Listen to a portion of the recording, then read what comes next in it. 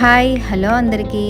సింపుల్గా టేస్టీగా బాయిల్డ్ ఎగ్స్తో 5 నిమిషాల్లో హెల్తీగా బ్రేక్ఫాస్ట్ని ప్రిపేర్ చేసుకోవచ్చు.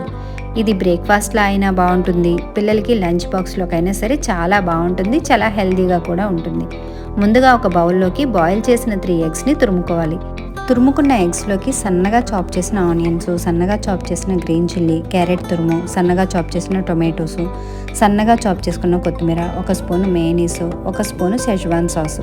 షెజ్వాన్ సాస్ కనుక లేకపోతే 1 స్పూను చిల్లీ పౌడర్నైనా వేసుకోవచ్చు. రుచికి సరిపడేంత salt, 1/2 teaspoon black pepper పౌడర్ని కూడా వేసుకొని వీటన్నింటినీ బాగా కలిసేలాగా బాగా కలుపుకోవాలి.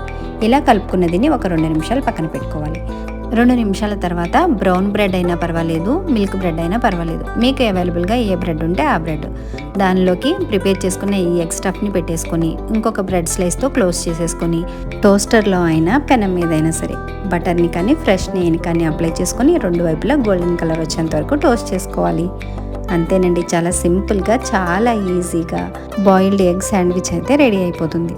చీజ్ని ఇష్టపడే వాళ్ళు చీజ్ని కూడా యాడ్ చేసుకోవచ్చు. హెల్తీగా ప్రిపేర్ చేస్తున్నాను కాబట్టి నేను ఇక్కడ చీజ్ని యాడ్ చేయలేదు.